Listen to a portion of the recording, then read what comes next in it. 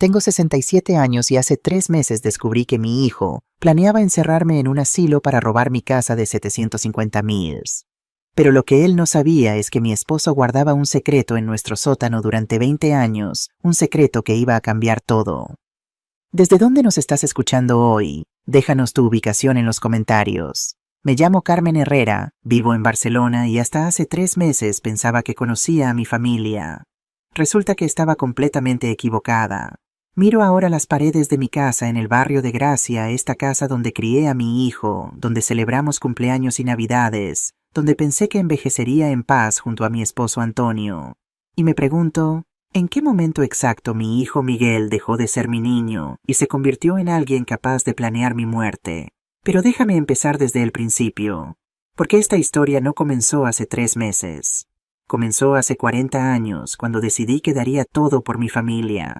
Nací en un pueblo pequeño de Andalucía en 1957. Mi padre era agricultor, mi madre costurera. Aprendí desde niña que el trabajo duro y la familia son lo único que importa en esta vida. Cuando tenía 22 años, conocí a Antonio Herrera en Sevilla. Él era un joven ingeniero trabajador honesto con sueños de construir edificios que duraran generaciones. Nos casamos en 1979 en plena transición. España estaba cambiando y nosotros también queríamos cambiar nuestras vidas. Antonio consiguió trabajo en Barcelona con Constructora Salazar, una empresa grande con contratos gubernamentales. Yo encontré trabajo como maestra en una escuela primaria en Gracia. Éramos jóvenes enamorados, llenos de esperanza. En 1984 nació Miguel, mi sol, mi vida, mi razón de ser. Recuerdo sostenerlo en el hospital mirando esos ojitos que me devolvían la mirada y prometiéndole que nunca le faltaría nada, que tendría todas las oportunidades que yo nunca tuve, que estudiaría, que sería alguien que sería feliz. Y cumplí esa promesa. Dios sabe que la cumplí. Trabajé doble turno como maestra para pagar sus clases de inglés, sus clases de fútbol, sus campamentos de verano. Antonio trabajaba horas extra en la constructora. Ahorrábamos cada euro. Comíamos simple en casa para que Miguel pudiera comer bien. Comprábamos ropa de segunda mano para nosotros, para que Miguel tuviera uniformes nuevos. Miguel estudió en buenas escuelas. Fue a la Universidad Autónoma de Barcelona. Estudiaba Administración de Empresas. Íbamos tan orgullosos a su graduación en 2006. Mi hijo universitario. El primero en nuestra familia. En 2004 algo cambió en nuestra vida. Antonio llegó a casa una noche pálido, temblando. Había habido un accidente terrible en una obra de Constructora Salazar. Un edificio de apartamentos había colapsado en Hospitalet. 31 personas murieron, familias enteras, niños. Antonio era el ingeniero supervisor de ese proyecto. Esa noche lloró en mis brazos como nunca lo había visto llorar. Me dijo que había advertido sobre problemas con los materiales de construcción. Había escrito informes. Había suplicado a su jefe Rodrigo Salazar que invirtieran en materiales de mejor calidad, pero Salazar se negó. Demasiado caro, le había dicho. Y entonces el edificio cayó. 31 almas. Una semana después Antonio fue despedido, pero peor que eso, Salazar lo culpó públicamente del colapso. Dijo que Antonio había aprobado los materiales defectuosos, que había falsificado inspecciones, que era su culpa que esas personas murieran. Mi esposo, el hombre más honesto que conozco, fue destruido públicamente. Antonio intentó defenderse, pero Salazar tenía abogados caros, conexiones políticas, poder. Nosotros no teníamos nada. Antonio no pudo conseguir otro trabajo en construcción. Su reputación estaba arruinada. A sus 50 años mi esposo se convirtió en un paria en su propia industria. Tuvimos que vivir solo con mi salario de maestra. Fueron años difíciles, pero Antonio nunca se rindió. Comenzó a trabajar como consultor independiente, pequeños proyectos, asesorías.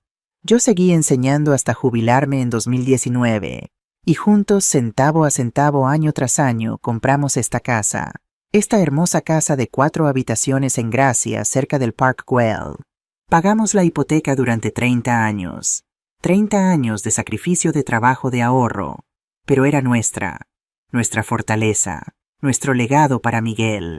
Porque eso es lo que hacen los padres, ¿verdad? Construyen un futuro para sus hijos. Se sacrifican para que sus hijos tengan más de lo que ellos tuvieron. ¡Qué ingenua fui! Miguel se graduó, consiguió trabajo en ventas para una empresa de tecnología. Ganaba bien. En 2020 conoció a Laura Mendoza en un gimnasio. Ella era guapa, educada, trabajaba como contadora en el Banco de Barcelona. Parecía perfecta para Miguel.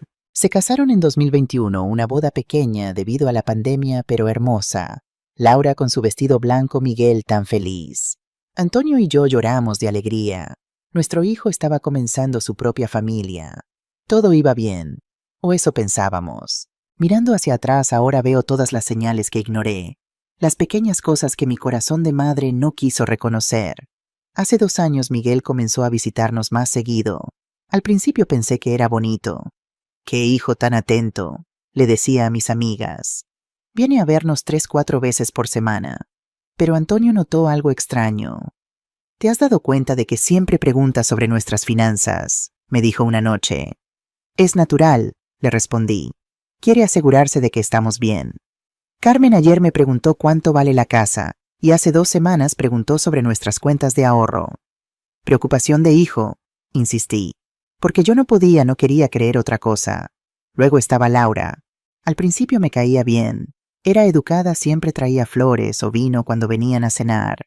Pero había algo en su sonrisa que no llegaba a sus ojos. Y la forma en que miraba nuestra casa, como si estuviera haciendo un inventario mental de todo. Hace 1 año Laura empezó a hacer comentarios, pequeños, sutiles, pero constantes. Carmen, ¿no crees que esta casa es demasiado grande para solo ustedes dos?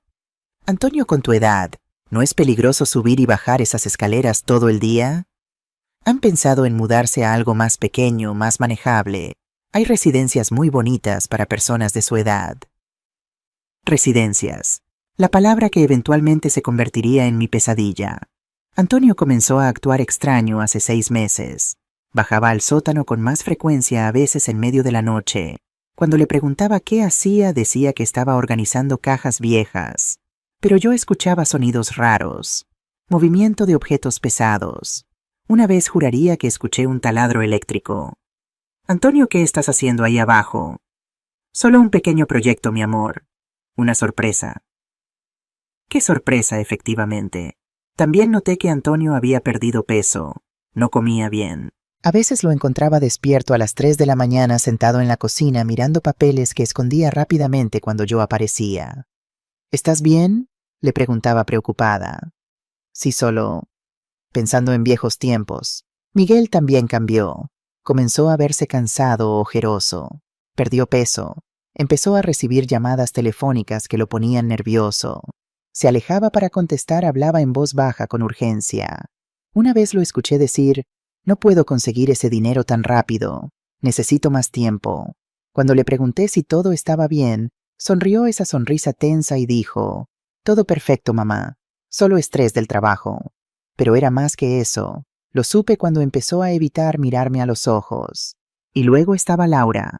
Hace 3 meses la forma en que me miraba cambió. Ya no fingía afecto. Me miraba como se mira un obstáculo, como algo que necesitaba ser removido. Debí haber prestado más atención. Debí haber hecho preguntas más difíciles. Pero es que era mi hijo, mi bebé. Y yo, como tantas madres, preferí creer la mentira cómoda que la verdad dolorosa, hasta que ya no pude ignorarlo más. Fue un martes, el 15 de septiembre de 2024, un día que estará grabado en mi memoria para siempre. Antonio y yo estábamos desayunando en la cocina. Café con leche y tostadas con tomate, nuestro desayuno de siempre durante 40 años. El sol entraba por la ventana, Barcelona despertaba con sus sonidos habituales. Todo parecía normal. Entonces sonó el timbre a las 9 de la mañana. Era Miguel y Laura, ambos sonriendo de esa manera que ahora reconozco como la sonrisa de los depredadores antes de atacar. Mamá, papá, Miguel nos abrazó con demasiado entusiasmo. Tenemos una sorpresa maravillosa para ustedes. Laura llevaba una carpeta gruesa bajo el brazo, una carpeta que cambiaría nuestras vidas. Pasen, pasen, dije limpiando rápidamente la mesa del desayuno. ¿Quieren café? No hay tiempo, mamá. Esto es importante. Miguel prácticamente nos empujó hacia la sala de estar. Nos sentamos en el sofá, ese sofá viejo pero cómodo donde habíamos visto crecer a Miguel. Laura se sentó frente a nosotros en la silla individual, abriendo su carpeta con movimientos precisos ensayados. Miguel se quedó de pie moviéndose nerviosamente de un pie al otro. Bueno, comenzó Laura con esa voz dulce y falsa que usaba. Antonio, Carmen, Miguel y yo hemos estado muy preocupados por ustedes. ¿Preocupados?, pregunté. ¿Por qué? Por su salud, su bienestar. Laura sacó papeles de la carpeta. A su edad, vivir solos en una casa tan grande subiendo y bajando escaleras es peligroso. Antonio frunció el ceño. Estamos perfectamente bien.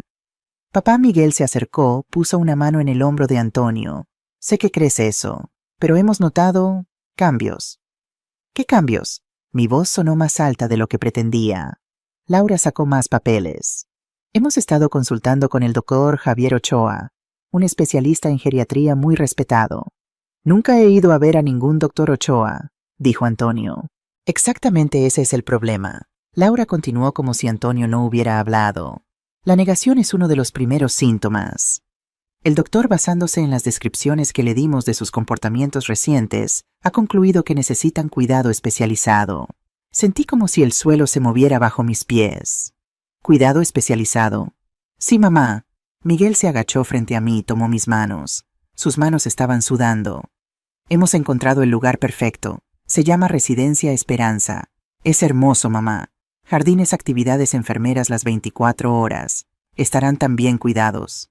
Una residencia. La palabra salió de mi boca como veneno. ¿Nos estás proponiendo mandarnos a un asilo?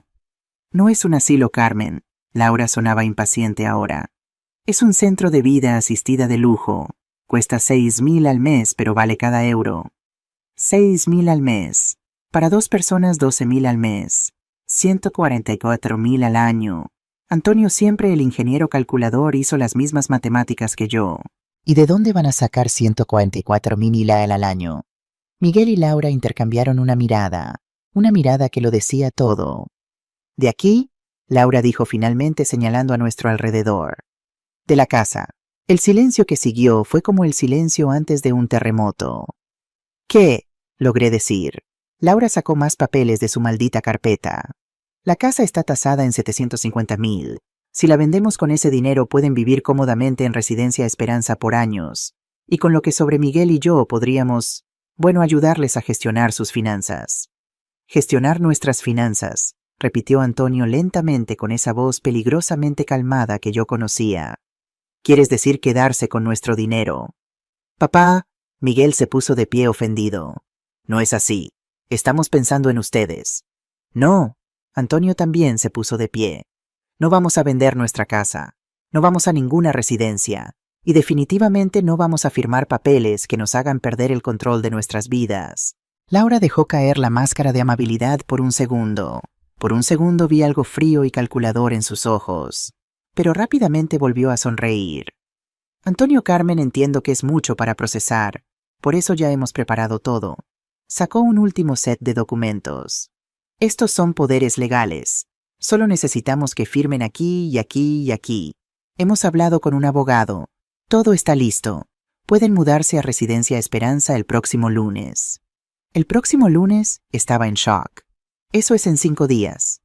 Sí, Laura sonrió. Ya pagamos el primer mes. Su habitación está esperándolos. Es en un segundo piso con vista al jardín. Les va a encantar. Miré los papeles.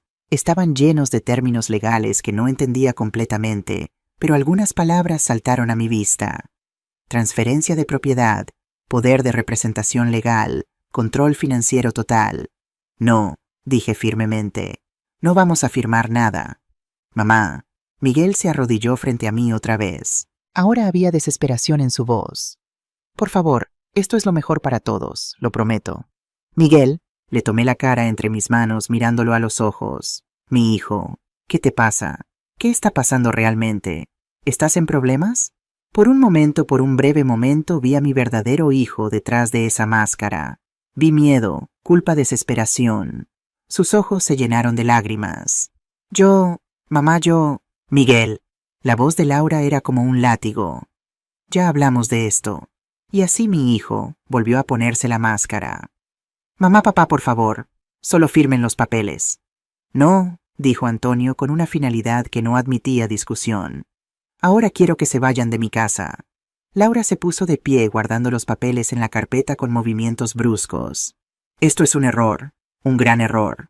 ¿Nos estás amenazando?, pregunté incrédula. No es una amenaza, Carmen, es un hecho. Laura caminó hacia la puerta. El doctor Ochoa ya ha documentado su deterioro cognitivo. Si no cooperan voluntariamente, tendremos que tomar medidas legales. Hay formas de declarar a personas de su edad incompetentes, y entonces un juez decidirá por ustedes. ¿Incompetentes? Antonio rió sin humor. Vete de mi casa, ahora. Miguel miró hacia atrás mientras Laura lo empujaba hacia la puerta. Lo siento, susurró. Lo siento mucho. La puerta se cerró tras ellos. Antonio y yo nos quedamos de pie en medio de nuestra sala temblando en shock. Antonio, dije finalmente, ¿qué acaba de pasar? Acaba de pasar, Antonio dijo lentamente, que nuestro hijo acaba de intentar robarnos todo. No tuvimos mucho tiempo para procesar lo que había ocurrido, porque 2 horas después, el timbre sonó otra vez. Antonio miró por la ventana y su rostro palideció. Carmen, hay un coche afuera, y no reconozco a las personas. Abrimos la puerta con cuidado. Había 3 personas, el doctor Javier Ochoa, reconocí su foto de la tarjeta que Laura había dejado, y 2 hombres grandes en trajes oscuros que no sonreían. Señor y señora Herrera, el doctor Ochoa sonrió con esa sonrisa profesional que me dio escalofríos. Siento venir sin avisar, pero Miguel y Laura me llamaron preocupadísimos. Me pidieron que viniera a evaluarlos inmediatamente. No necesitamos evaluación, dijo Antonio, y no los invitamos. Váyanse. Señor Herrera, uno de los hombres de traje habló con voz profunda. Soy Mateo Vega, abogado de su hijo Miguel. Si ustedes rechazan la evaluación médica, nos veremos forzados a obtener una orden judicial. Sería mucho más fácil si simplemente cooperaran. Mi corazón latía como tambor. ¿Orden judicial para qué? Para declararlos legalmente incompetentes. El doctor Ochoa dijo casualmente, como si estuviera hablando del clima. Es un procedimiento estándar cuando personas mayores muestran signos de deterioro cognitivo y se niegan a aceptar ayuda. No hay ningún deterioro, dije, mi voz subiendo. Esto es una farsa. Mamá, la voz de Miguel me hizo girar. Él y Laura habían regresado apareciendo desde el coche. Por favor, solo déjate revisar por el doctor. Si todo está bien, perfecto. Pero si no... ¿Si no qué, Miguel? Antonio dio un paso hacia nuestro hijo. Nos van a llevar a la fuerza. Miguel no respondió. Su silencio fue respuesta suficiente. Antonio, le susurré. Necesitamos hablar en privado. Antonio entendió inmediatamente. Carmen tiene razón. Necesitamos un momento para hablar entre nosotros. Pueden esperarnos en la sala mientras nosotros... Vamos a buscar algo al sótano. ¿Al sótano? Laura frunció el ceño sospechosa. Sí, inventé rápidamente. Tenemos nuestros documentos médicos allí, de nuestros chequeos recientes, para demostrar que estamos bien. El doctor Ochoa asintió. Excelente. Eso sería muy útil. Nos dejaron ir al sótano. Laura intentó seguirnos, pero Antonio la detuvo.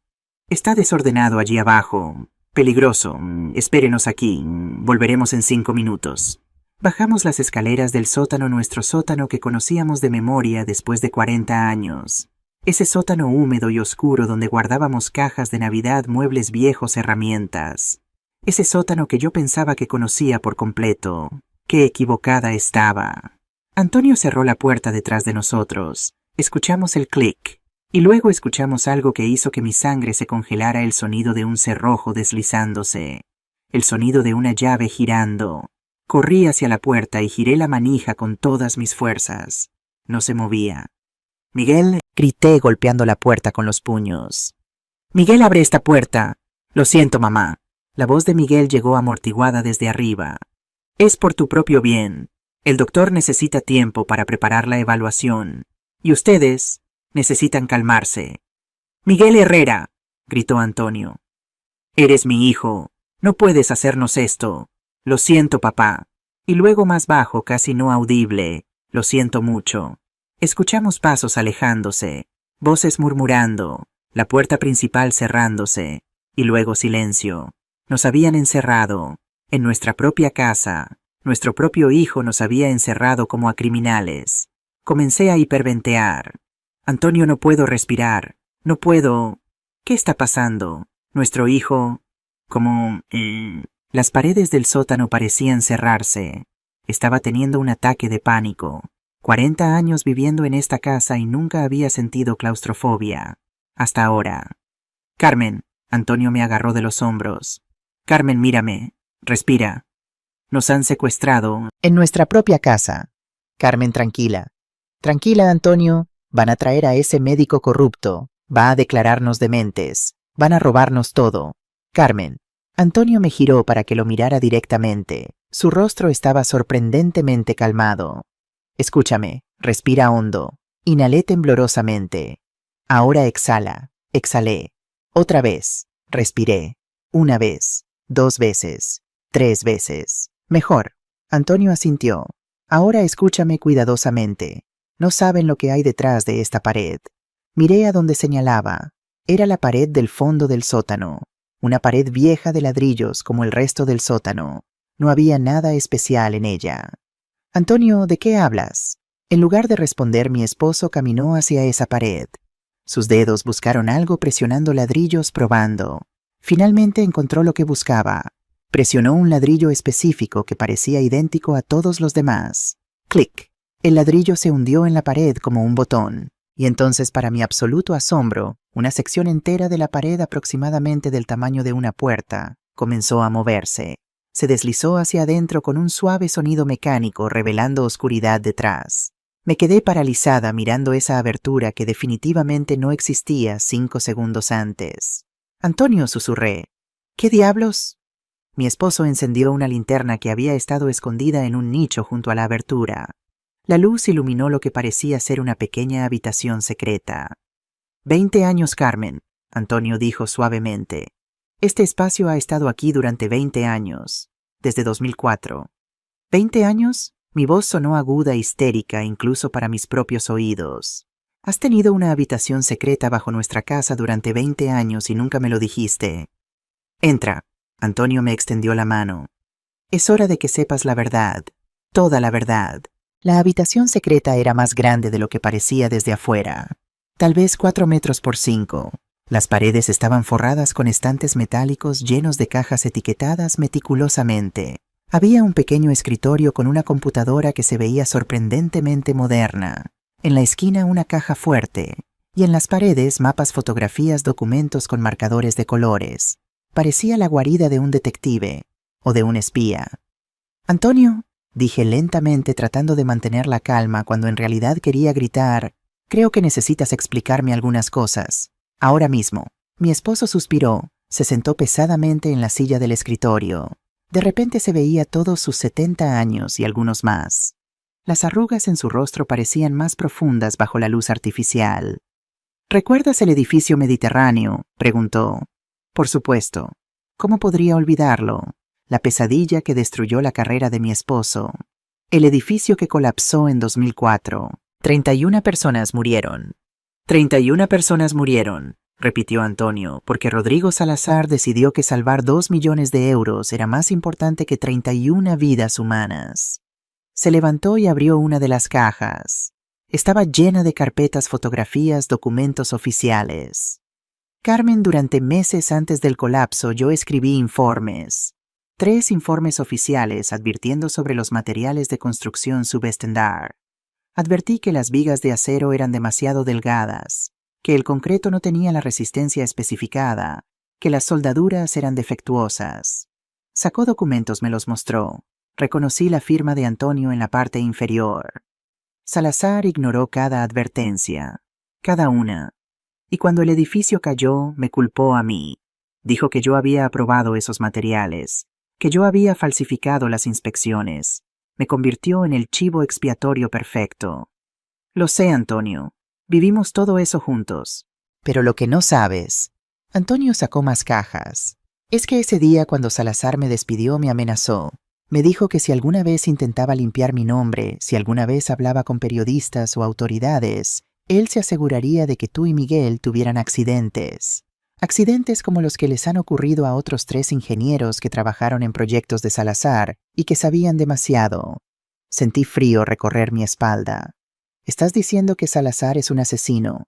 Estoy diciendo que Rodrigo Salazar es parte de una organización criminal que ha estado operando en Cataluña durante décadas. Construcción, bienes raíces, lavado de dinero, corrupción gubernamental. Y sí, cuando es necesario, eliminación de testigos incómodos. Antonio encendió la computadora. La pantalla se iluminó mostrando archivos organizados meticulosamente. Durante 20 años, Carmen, he estado investigando a Salazar, documentando cada crimen, cada soborno, cada contrato fraudulento. He recopilado evidencia que podría mandar a prisión no solo a Salazar, sino a docenas de personas en su red. Funcionarios gubernamentales, jueces, otros empresarios. Miré las pantallas, las cajas, la magnitud de todo. Antonio, esto es enorme. Es la red de corrupción más grande en la historia de Cataluña, Antonio dijo simplemente. Y durante 20 años he estado construyendo el caso que la va a derribar. ¿Por qué? Susurré. ¿Por qué dedicar 20 años de tu vida a esto? ¿Por qué arriesgar todo? Antonio cerró los ojos. Porque 31 personas murieron, Carmen. Niños, abuelos, familias enteras. Y nadie pagó por eso. Salazar siguió construyendo, siguió ganando millones, siguió sobornando jueces. Y esas 31 familias nunca tuvieron justicia. Pero Antonio, si tienes toda esta evidencia, ¿por qué no la has entregado a las autoridades? Porque Salazar tiene gente en todas partes. En la policía local, en el gobierno municipal. Si hubiera ido a las autoridades equivocadas, estaríamos muertos. Tú, yo, Miguel. Se acercó a la caja fuerte, marcó la combinación que aparentemente tenía memorizada. La puerta se abrió revelando más documentos, dispositivos de almacenamiento y algo que hizo que mi corazón se saltara un latido. Un teléfono satelital. Hace 3 años, Antonio sacó el teléfono. Fui contactado por Interpol. Una inspectora llamada Ana Ruiz había estado investigando corrupción en la industria de construcción española. Encontró conexiones con el edificio Mediterráneo. Me encontró a mí. Interpol, repetí débilmente. Sí, les ofrecí toda mi evidencia, pero les dije que necesitaba garantías de seguridad para ti, para Miguel. Ana Ruiz acordó. Durante 3 años he estado trabajando oficialmente con Interpol para construir un caso que no solo derribe a Salazar, sino a toda su red. Tuve que sentarme. Mis piernas ya no podían sostenerme. 3 años. 3 años has estado trabajando con Policía Internacional y nunca me dijiste. Para protegerte. Antonio se arrodilló frente a mí y tomó mis manos. Carmen, si Salazar hubiera sabido que tú sabías algo, te habría convertido en objetivo. La única forma de mantenerte segura era mantenerte en la oscuridad. Las lágrimas comenzaron a correr por mis mejillas. ¿Pero por qué ahora? ¿Por qué me lo dices ahora? ¿Por qué? Antonio apretó mis manos. El caso finalmente está listo. Interpol tiene suficiente evidencia. Los arrestos estaban programados para dentro de 2 semanas. Estaban, sí, pero entonces Miguel y Laura aparecieron con su plan de Residencia Esperanza. De repente algo hizo clic en mi cerebro. Espera, Residencia Esperanza. Antonio asintió grimly. No es coincidencia que ese sea el nombre. Se levantó, fue a otra caja, sacó archivos sobre una operación que me hizo sentir náuseas.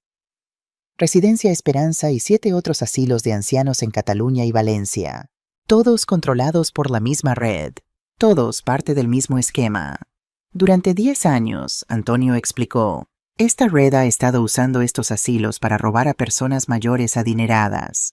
Identifican víctimas, manipulan a sus familias para que las internen, toman control de sus activos y luego las personas mueren naturalmente dentro de meses. Dios mío. 300 personas en 10 años, Carmen. 300 personas mayores robadas y asesinadas. Y todo perfectamente legal en papel, porque hay jueces corruptos firmando las órdenes, médicos corruptos certificando demencia, abogados corruptos transfiriendo propiedades. Miré los archivos con horror. Y Miguel quería mandarnos allí. No solo quería mandarnos allí, Carmen. El doctor Ochoa, que vino hoy, es parte de esta red. Ha firmado 200 certificaciones falsas de demencia. Laura trabaja en el Banco de Barcelona, perfecta posición para procesar transferencias sospechosas. Entonces Laura no es solo la esposa de Miguel, es parte de la operación. Y nuestro hijo... Antonio cerró los ojos con dolor. Nuestro hijo fue reclutado, o chantajeado, o ambos. El teléfono satelital en manos de Antonio de repente cobró sentido. Antonio, ¿qué vas a hacer? Lo que debía hacer hace 3 años. Antonio comenzó a marcar un número en el teléfono. Activar el protocolo de emergencia.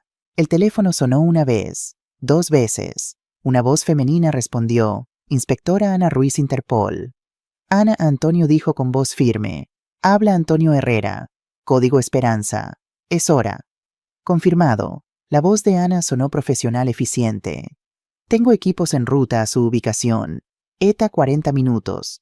Antonio, ¿cuál es su situación? Mi hijo y su esposa nos han encerrado en el sótano de nuestra casa. Están arriba con el doctor Ochoa y probablemente otros. Carmen está conmigo. Ambos estamos seguros por ahora. Entendido. Mantenga esta línea abierta. Y Antonio, después de 3 años, finalmente va a terminar. Va a tener su justicia. Antonio colgó y me miró. Las lágrimas corrían por su rostro. Carmen, lo siento. Lo siento tanto por haberte mantenido en la oscuridad durante 20 años. Por las mentiras, los secretos, el peso que he cargado solo.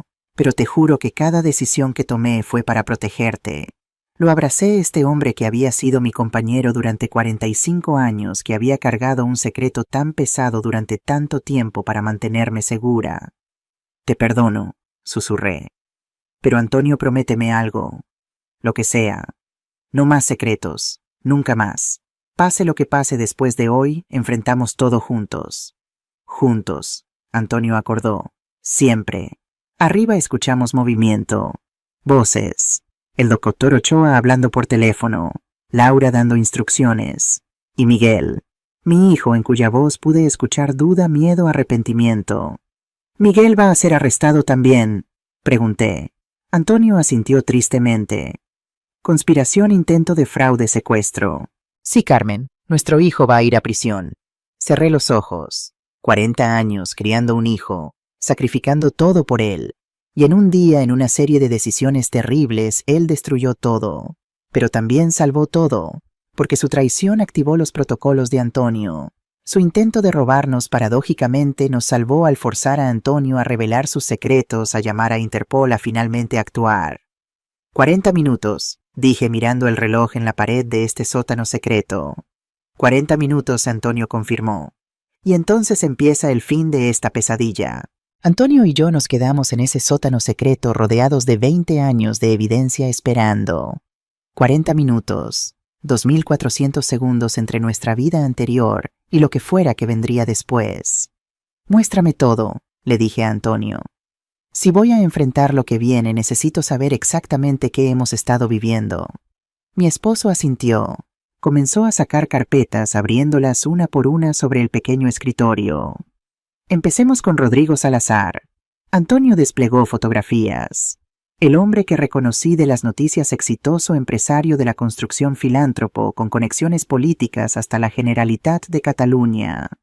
En la superficie es respetable, pero debajo, las siguientes fotos mostraban a Salazar en reuniones clandestinas, con políticos en restaurantes oscuros, con hombres que claramente eran criminales, maletas intercambiándose, documentos firmándose en coches estacionados en callejones. Constructora Salazar ha tenido contratos gubernamentales por 400 millones en los últimos 15 años, Antonio explicó.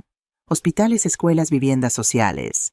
Cada proyecto inflado en costos materiales, subpar, sobornos para inspectores. El edificio Mediterráneo no fue el primero en tener problemas, fue solo el primero en colapsar completamente. Y nadie lo detuvo. Porque Salazar no trabaja solo. Antonio desplegó un organigrama complejo. Tiene socios, jueces que aprueban sus contratos, políticos que bloquean investigaciones, banqueros que lavan el dinero, y... pausó mirándome con preocupación. Tiene la red de Residencia Esperanza. Abrió otro archivo. Este me hizo sentir físicamente enferma. Residencia Esperanza, Residencia Tranquilidad, Residencia Armonía. 8 instalaciones en total esparcidas por Cataluña y Valencia. Todas se veían hermosas en las fotos de sus sitios web. Jardines cuidados, habitaciones luminosas, personal sonriente. Estas residencias no son asilos normales, Antonio dijo con voz tensa. Son máquinas de robar. Así funciona. Primero identifican a personas mayores con activos significativos. Luego manipulan a las familias, les convencen de que sus padres necesitan cuidado especializado. Un médico corrupto certifica demencia. Un juez firma la orden de internamiento. La persona es enviada a la residencia, sus activos son transferidos a administración familiar. Y luego mueren, a veces en semanas, a veces en meses. Sobredosis de medicamentos, negligencia médica, causas naturales. Y el dinero desaparece en cuentas offshore, empresas fantasma. Las familias piensan que están heredando, pero en realidad la mayor parte va a la red. Miré las estadísticas que Antonio había compilado meticulosamente. 300 personas mayores en 10 años. 80 millones robados. Dios mío, Antonio, y Miguel quería mandarnos allí. Sí, la voz de mi esposo se quebró. Nuestro hijo iba a ser nuestro asesino. Arriba escuchamos movimiento, pasos pesados. Más personas habían llegado. Antonio revisó las cámaras de seguridad en su computadora. Cámaras que yo no sabía que existían instaladas por toda nuestra casa. 3 hombres más. Antonio murmuró señalando la pantalla. No los reconozco, pero por la forma en que se mueven, por cómo Miguel se encoge cuando hablan. Son sicarios. ¿Sicarios en nuestra casa? Carmen, lo que Miguel no entendió es que una vez que te involucras con esta gente no puedes simplemente decir que no. Ellos vinieron a asegurar que el trabajo se haga. En la pantalla vi a Laura hablando con uno de los hombres. Su lenguaje corporal era completamente diferente. No era la nuera nerviosa que yo conocía. Era autoritaria, dando órdenes, señalando. ¿Quién es realmente Laura?, pregunté. Antonio abrió otro archivo. Laura Mendoza, o al menos ese es el nombre que usa. Trabajar en el Banco de Barcelona es perfecto para procesar las transferencias de dinero de la red. Pero hay más. Carmen Laura es la sobrina de Rodrigo Salazar. El mundo se detuvo. ¿Quién? Su apellido real es Laura Mendoza Salazar, hija de la hermana de Rodrigo. Hace 4 años, cuando comencé a trabajar con Interpol, y Salazar empezó a sospechar que yo era una amenaza, él plantó a Laura en la vida de Miguel. Miré las fotos. Laura coincidentemente, uniéndose al mismo gimnasio que Miguel. Laura casualmente, necesitando ayuda con su coche en el estacionamiento. El romance relámpago. La boda rápida. Nada fue real, susurré. Todo fue planeado. Ella fue asignada para vigilarnos, reportar nuestros movimientos, y cuando llegó el momento reclutar a Miguel para el plan final. Pero ¿cómo lo reclutaron? Miguel no es... Él no es un criminal. Antonio cerró los ojos con dolor. No lo era, hasta que lo convirtieron en uno. Sacó más documentos, estados de cuenta bancarios, recibos de un casino. Hace 1 año Miguel comenzó a ir a Casino Estrella Dorada en Diagonal Mar. Al principio solo diversión, pero luego empezó a perder, y a perder más, y más. Los números eran aterradores. 10.000, 30.000, 80.000. En menos de 6 meses Miguel acumuló 280.000 en deudas de juego. ¿Cómo es posible que no supiéramos? Porque Estrella Dorada no es un casino normal, Carmen. Es propiedad de la red de Salazar. Es una trampa. Identifican objetivos útiles, les dan crédito generoso, los hunden en deuda. Y luego cobran. No en dinero, sino en servicios. Antonio presionó play en una grabación de audio. Era Miguel, su voz llena de pánico. No puedo conseguir 280.000. Es imposible. Una voz fría respondió. Tus padres tienen una casa que vale 650.000. No puedo simplemente quitársela. Es mi madre. Miguel, déjame ser claro. O nos pagas o tus padres tienen un accidente trágico. Y luego tú tienes un accidente. Y luego tu esposa. Pero si cooperas, si haces exactamente lo que te digamos, tu deuda desaparece. Tus padres viven cómodamente en Residencia Esperanza. Y tú heredas $500,000 para empezar tu vida de nuevo. Silencio. Luego Miguel con voz rota. ¿Qué necesitan que haga? Las lágrimas corrían por mis mejillas mientras escuchaba a mi hijo venderse. Vendiéndonos. No es excusa, Antonio dijo firmemente. Miguel es un adulto. Tomó decisiones. Malas decisiones. Pero Carmen también es víctima. Víctima de su propia debilidad, sí, pero también víctima de una red que se especializa en encontrar debilidades y explotarlas. ¿Cuándo conseguiste esta grabación? Hace 2 meses. Interpol ha estado monitoreando el casino. Cuando Miguel apareció en nuestro radar, Ana Ruiz me contactó. Me preguntó si quería ser advertido. Le dije que sí, que necesitaba saber si mi propio hijo iba a traicionarnos. Y no hiciste nada para detenerlo. Antonio me miró con esos ojos cansados que tanto amaba. Porque necesitábamos que lo intentara Carmen. Necesitábamos que activara su plan para tener causa probable para arrestar a todos. Secuestro, fraude de ancianos, conspiración. Si lo hubiera detenido antes, la red simplemente encontraría otro objetivo. Otras familias sufrirían. Entonces nos usaste como cebo. Sí, y sé que eso es imperdonable. Pero Carmen, mírate ahora. Tú y yo estamos seguros. En 20 minutos Interpol va a arrestar a todos los que están arriba. Y con suerte esta evidencia va a desmantelar toda la red. Cientos de familias van a estar seguras porque nosotros tomamos este riesgo. Quería estar enojada. Quería gritar que Antonio no tenía derecho a tomar esa decisión por mí. Pero mirando todas esas cajas, todos esos nombres de víctimas, todas esas familias destruidas... 20 minutos, dije. ¿Qué más necesito saber antes de que llegue Interpol? Antonio me mostró más grabaciones de Miguel. No para torturarme, explicó, sino porque necesitaba entender completamente lo que había pasado. Cómo mi hijo había caído tan bajo. La primera grabación era de hace 6 meses. Miguel en su coche hablando por teléfono con Laura. No puedo hacerles esto, Miguel decía. Son mis padres. Miguel, amor, ya hablamos de esto. O ellos, o nosotros. No hay otra opción. Debe haber otra manera de conseguir el dinero. ¿Cuál? Tu salario ganas 45,000 al año. Debes 280,000. Harías falta 6 años solo para pagar el interés. Y estas personas no esperan 6 años, Miguel. Esperan 2 meses. Entonces me declaro en bancarrota. La risa de Laura era fría.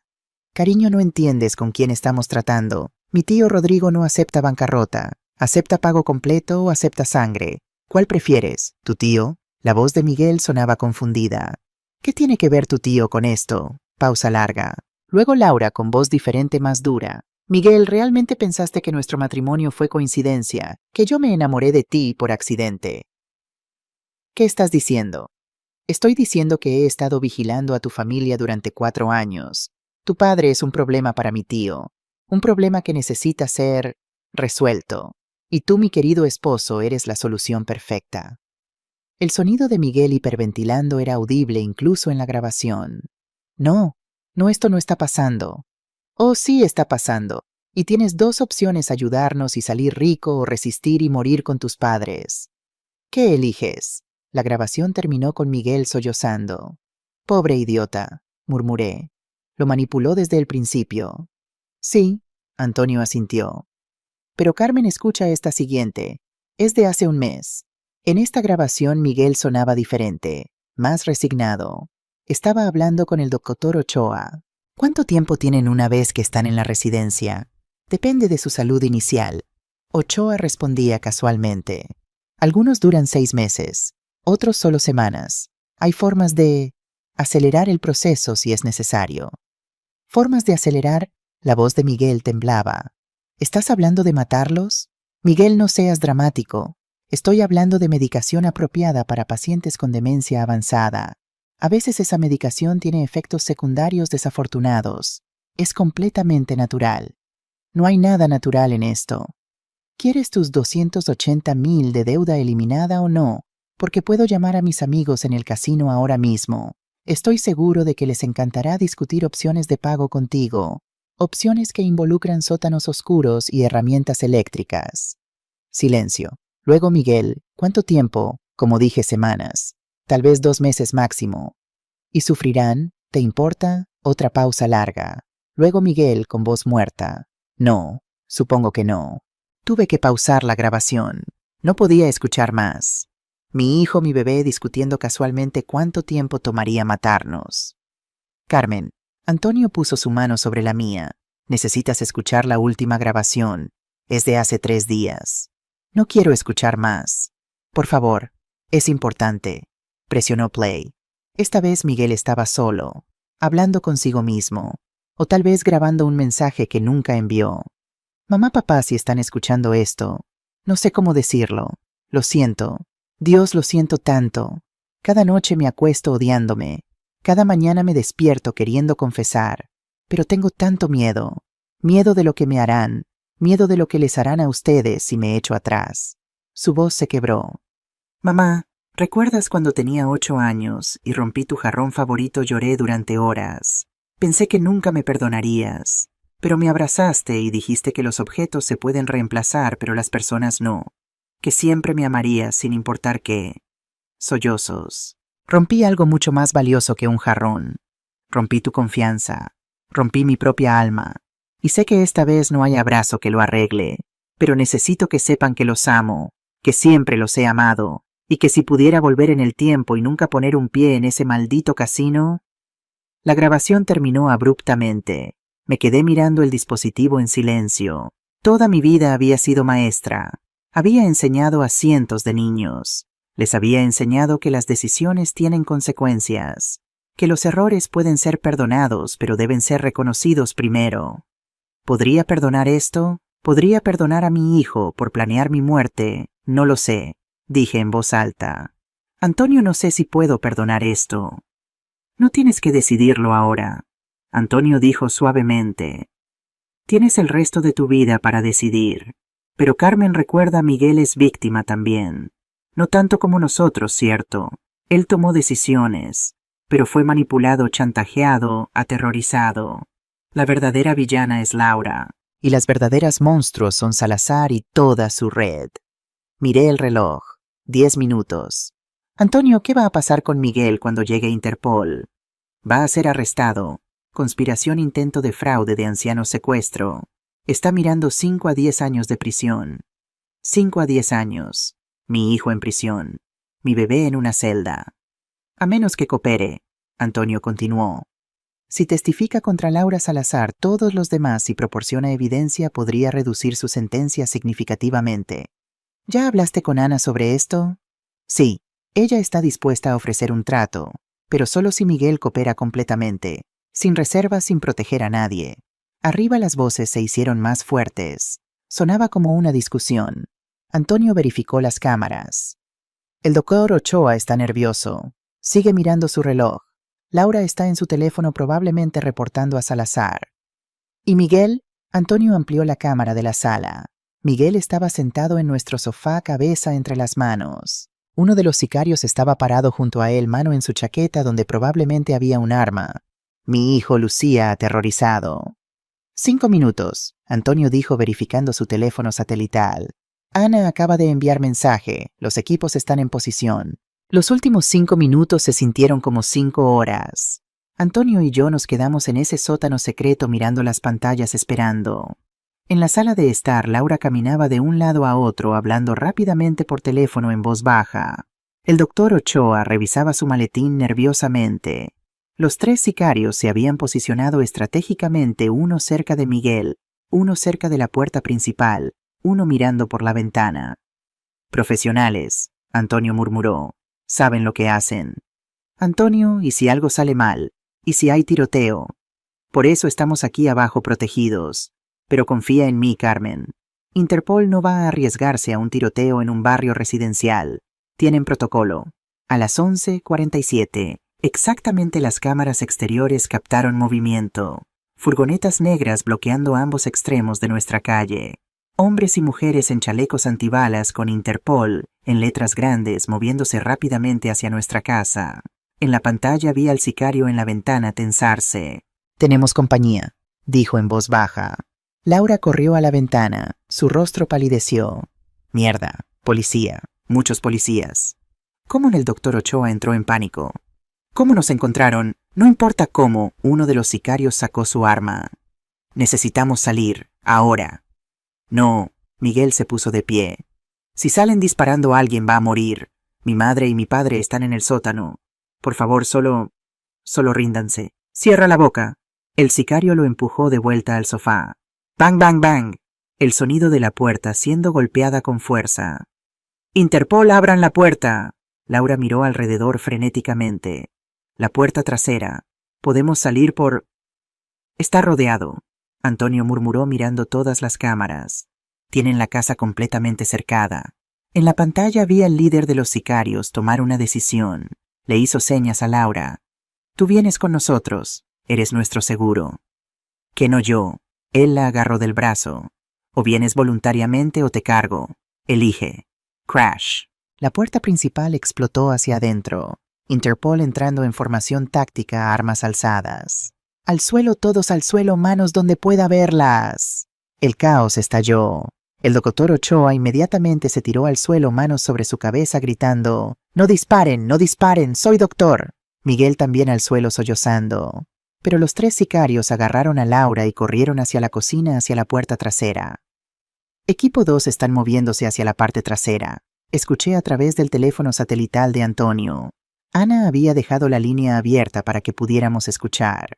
En las cámaras exteriores vi a otro equipo de Interpol en nuestro jardín trasero esperando. Los sicarios abrieron la puerta trasera y se encontraron con 10 armas apuntándoles.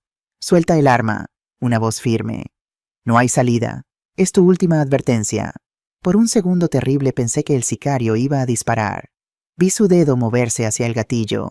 Vi a Laura siendo usada como escudo humano. Luego algo inesperado. Laura misma se movió. Un movimiento rápido, entrenado, retorciendo su cuerpo. El sicario la soltó por sorpresa y Laura se tiró al suelo. «¡Disparen!», gritó ella. «Tengo información, soy informante». Los sicarios, confundidos por un segundo crucial, dudaron. Ese segundo fue suficiente. Interpol se movió. 3 tasers disparados simultáneamente. Los sicarios cayeron convulsionándose. En 30 segundos todo terminó.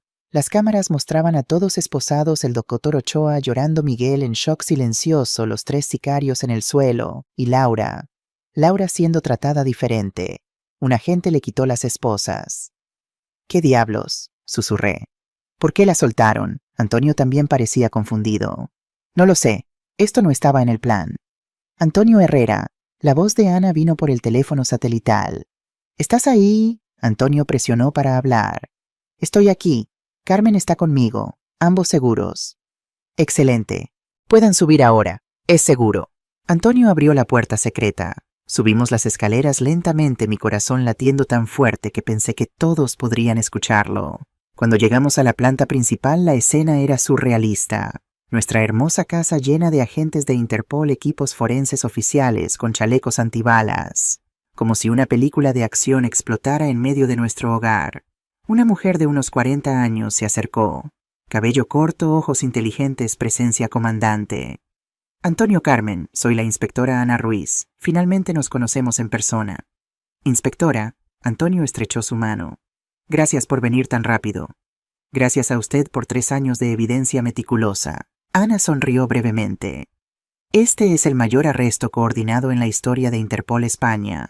En este momento equipos están arrestando a Rodrigo Salazar, 20 de sus asociados, 4 jueces, 3 directores de residencias y más de una docena de otros». Salazar fue arrestado. Me aferré a Antonio. Entonces terminó. Ana dudó. Casi. Pero hay complicaciones. ¿Qué complicaciones? Laura Mendoza no es quien pensamos que era. Ana nos guió a la cocina donde Laura estaba sentada bebiendo agua extrañamente calmada para alguien que acababa de ser usada como escudo humano. «Laura ha estado trabajando con nosotros», Ana dijo sin rodeos. «Quedan Antonio y yo», dijimos al unísono. Laura nos miró. «Señor Herrera, sé que deben odiarme. Tienen todo el derecho. Pero necesitan saber. No todo fue mentira». «Explica». Ana se cruzó de brazos. «Y rápido, porque aún no estoy convencida de no arrestarte también». Laura respiró profundo. «Hace 4 años mi tío Rodrigo me pidió que me acercara a Miguel. Dijo que era un trabajo simple conocer a su hijo, reportar sobre sus padres. Vigilancia básica. Me pagaba 2.000 al mes. Yo era una contadora junior con préstamos estudiantiles. Necesitaba el dinero». «Así que te casaste con mi hijo por dinero», dije fríamente. «Al principio sí. Fue solo un trabajo. Pero…». Laura miró hacia donde Miguel estaba siendo procesado en la sala. Luego comencé a conocerlo realmente. Miguel es dulce, ingenuo, quiere ser bueno. Y me enamoré de él. De verdad. «Qué conveniente», Antonio dijo secamente. «No les estoy pidiendo que me crean, solo explico. Hace 2 años descubrí la verdad sobre las residencias, sobre las personas muriendo, sobre todo, y me enfermé, literalmente físicamente enferma». Ana confirmó. Laura vino a nosotros hace 18 meses. Ofreció cooperar en exchange por inmunidad. 18 meses. Mis ojos se ampliaron. Entonces, cuando Miguel empezó a apostar, fue idea mía, Laura dijo quedamente. Le sugerí que fuéramos a Estrella Dorada. Sabía que era trampa. Sabía que lo engancharían, porque necesitábamos que estuviera en deuda para que el plan se activara. ¡Lo usaste!, grité. Destruiste a mi hijo deliberadamente. Sí. Laura también gritó, lágrimas corriendo por su rostro. Sí lo hice, y me odio por ello, pero era la única manera de conseguir suficiente evidencia para arrestar a todos. Señora Herrera, Ana intervino calmadamente. Entiendo su furia, pero Laura es la razón por la que pudimos cronometrar este arresto perfectamente. Ella nos informó del plan contra ustedes. Nos dio acceso a las comunicaciones internas de Salazar. Sin ella, esta red seguiría operando. ¿Y mi hijo?, exigí saber. ¿Qué pasa con mi hijo que fue manipulado por su propia esposa? Miguel va a ser arrestado, Ana dijo firmemente. Conspiración, intento de fraude, pero con la cooperación de Laura, y si Miguel también coopera, podemos recomendar clemencia. ¿Cuánto tiempo?, Antonio preguntó. Originalmente estaría mirando 8 a 10 años. Con cooperación completa podría reducirse a 3 años. Con buen comportamiento cumplir 18 meses. 18 meses. Mi hijo en prisión durante 18 meses. Y ella, señalé a Laura. Ella simplemente queda libre después de destruir a su propio esposo. No quedo libre, Laura dijo amargamente. Entro en protección de testigos. Nueva identidad, nueva ciudad, probablemente nuevo país. Nunca puedo contactar a mi familia otra vez. Nunca puedo contactar a Miguel. Mi vida tal como la conocía terminó. Bueno, dije fríamente, al menos algo de justicia. Ana nos llevó de vuelta a la sala. Miguel estaba siendo llevado afuera esposado. Cuando nos vio se detuvo. Mamá, sus ojos estaban rojos de llorar. Mamá, lo siento. Dios, lo siento tanto. Toda la furia que sentía, todo el dolor explotó. ¿Lo sientes? ¿Lo sientes? Ibas a matarnos, Miguel. Ibas a encerrarnos en un asilo y dejarnos morir para pagar tus deudas de juego. Lo sé, y voy a vivir con eso el resto de mi vida. ¿Cómo pudiste después de todo lo que hicimos por ti? Después de todos los sacrificios. Carmen, Antonio me detuvo. No ahora. Esto no es el lugar. Tenías razón, le dije a Antonio. Luego miré a Miguel. No sé si puedo perdonarte. No sé si alguna vez podré. Lo entiendo, Miguel dijo quedamente. No espero perdón. Solo, por favor, sepan que los amo. Siempre los he amado. Fui débil, fui estúpido, fui terrible. Pero el amor era real. Los oficiales se lo llevaron. Mi hijo desapareciendo en la parte trasera de una furgoneta policial. Laura se acercó. Señora Herrera, sé que me odia, pero hay algo más que necesita saber. Ya no quiero saber nada más. Es sobre el caso, sobre quién realmente está detrás de todo esto. Eso captó mi atención. Salazar no era el jefe. Salazar era gerencia media, Ana dijo. Laura nos ha estado contando sobre alguien más. Alguien que reclutó a Salazar hace 20 años. Alguien que controla no solo esta red, sino 4 más a través de España. ¿Quién? Laura intercambió mirada con Ana. Una jueza federal, jueza Isabel Torres. Ana Ruiz desplegó documentos en nuestra mesa de comedor, ahora siendo usada como puesto de comando improvisado de Interpol. Jueza Isabel Torres ha sido la jueza familiar principal en Barcelona durante 12 años, Ana explicó. En ese tiempo ha firmado más de 600 órdenes de internamiento para personas mayores. De esas 450 fueron a las 8 residencias controladas por la red. Y 430 murieron dentro de un año. Laura añadió con voz tensa. Los archivos están todos ahí. Nombres, fechas, causas de muerte oficiales. Todo fake. Miré los documentos. Nombre tras nombre. Persona tras persona. Todos muertos. Todos robados. Torres no solo firma las órdenes. Ana continuó. Ella coordina todo. Identifica a las víctimas a través de casos de su corte. Señala familias con personas mayores adineradas. Luego la red se activa. ¿Cómo funciona exactamente? Pregunté necesitando entender completamente. Laura tomó otro documento. Paso 1. Torres identifica objetivo a través de casos de familia en su corte. Divorcios, testamentos, cualquier cosa que revele activos de personas mayores. Paso 2. La red asigna un manipulador. A veces un familiar codicioso, como fue Miguel. A veces plantan gente nueva en la vida de la víctima.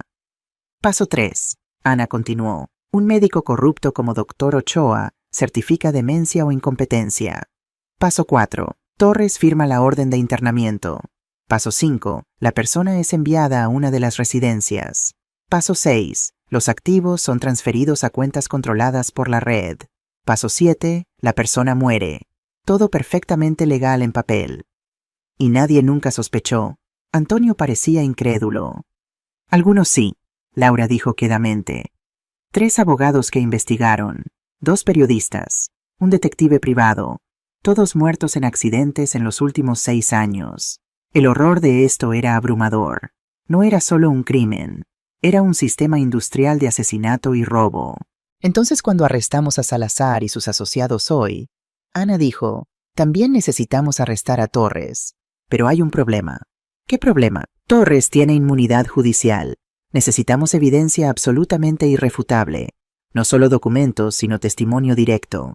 Y necesitamos... Ana me miró. Necesitamos que ella admita su rol. Grabado en cámara sin ambigüedad. ¿Me estás pidiendo que le ponga una trampa? Pregunté lentamente. Le estoy pidiendo que ayude a terminar esto. Para todas las familias que han sufrido.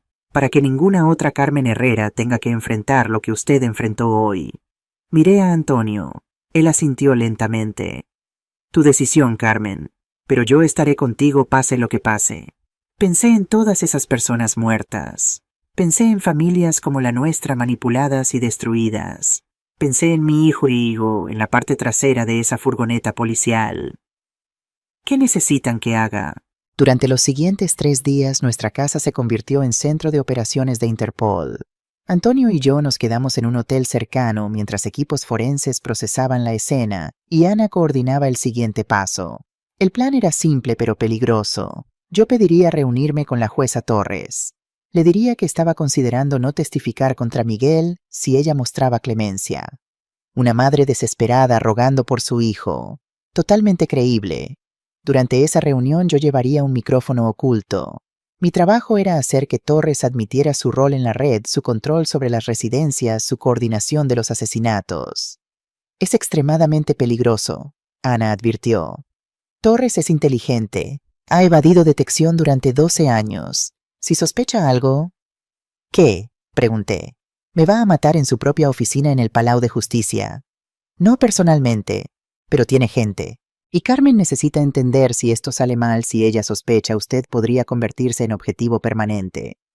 Entonces no dejaré que salga mal. Carmen, no tienes que hacer esto, Antonio dijo por 100ª vez. Ya hemos hecho suficiente. No, dije firmemente. Tú pasaste 20 años recopilando evidencia, 20 años sacrificando para que estas personas enfrenten justicia. No voy a dejar que Torres escape porque tengo miedo. Laura, que estaba siendo procesada en otra habitación, fue traída para entrenarme. Torres es encantadora, Laura advirtió. Esa es su arma. Te hace sentir como si fuera tu abuela cariñosa, como si realmente se preocupara. No caigas en eso. ¿Cómo la hago hablar? Apela a su ego. Haz que piense que ganó, que es más inteligente que todos. Los narcisistas no pueden resistir presumir. Pasamos horas practicando.